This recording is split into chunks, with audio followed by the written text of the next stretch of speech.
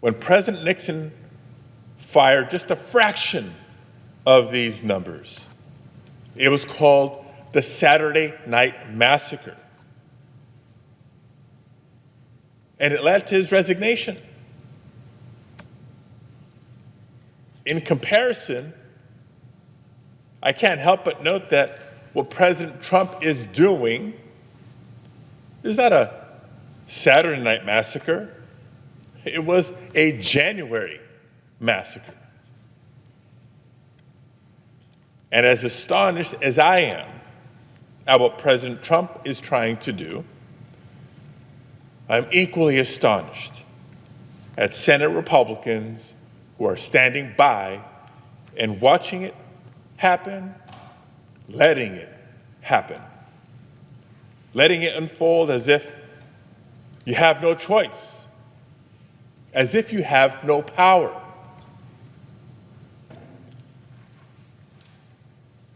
They're unlike their Republican predecessors who had the courage and the moral compass to recognize the harm that a president could do to the country and to tell President Nixon that enough was enough. The Trump administration is hoping to force out thousands of experienced career federal workers who have served both Democratic and Republican administrations so that he can replace them with people whose only qualification is blind loyalty. We've heard about the loyalty tests, right, that he required of folks who wanted to be considered for appointments. President Trump is attempting to twist the United States Code to redefine what non-political career workers are, to give him even more power to fire and torment our federal government workforce.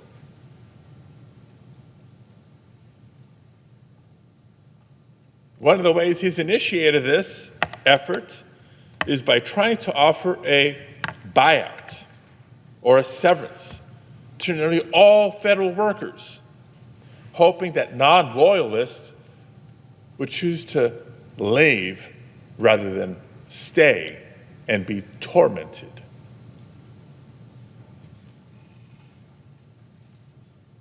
He's doing this, by the way, with absolutely no authority to do so. I focus on this point because it truly hits home for us in California. For federal firefighters who have spent the first month of this year working 24-hour shifts, battling life-threatening fires in Los Angeles County. They returned home, not just federal firefighters from California, but from a number of states. They returned home to find a message from President Trump. Now you'd think, after weeks of 24-hour shifts fighting these life-threatening wildfires, that they'd come home to a thank you message from the president of their country. That wasn't the case. The message they came home to was a request for their resignation. How outrageous, how insulting, how offensive. So much so that I think it's worth repeating just a couple of the messages that I received from federal firefighters who reached out after these buyout offers went out.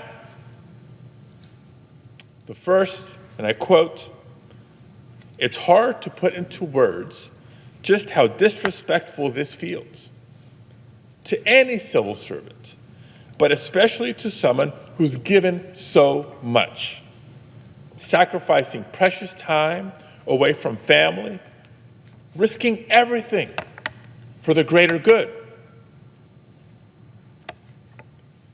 Another reads, quote, "Today I returned home after a 2-week fire assignment in California. A slew of executive orders over this last week have put myself and a lot of others on edge. I am worried for my livelihood and my future. A purge of federal wildland firefighters will have catastrophic outcomes. Our fire seasons are only getting longer. Neighbors continue to expand well into wild landscapes. We cannot control when a fire will choose to wreak havoc on a community, but we will show up. We want to show up.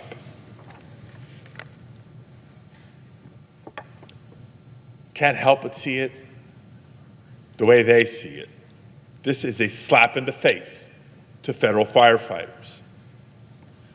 And it's a gut punch to the confidence and the pride that so many dedicated federal workers have in the job that they do. But I'll remind us again that that's exactly what Russell Vought wants. He has said, and now I will quote him, quote, "We want the bureaucrats to be traumatically affected. When they wake up in the morning, we want them to not go to work because they are increasingly viewed as the villains. And, quote, we want to put them in trauma." Mr. President, let me repeat that last sentence. We want to put them in trauma. This is Russell Vought on behalf of President Trump speaking. We want to put them in trauma. Let that sink in. What kind of person says that about the people that they're preparing to work with and about the workers who they will be responsible for? Quote, "We want to put them in trauma." What kind of person wants to inflict trauma on anybody else? Is that really the kind of person you put in charge of the Office of Management and Budget, the nerve center of our federal government? Now, clearly, in Russell Vought and Donald Trump's government, you're not rewarded for your love of country and service to country or for standing up for the Constitution. In fact, you're punished and you will be made to suffer.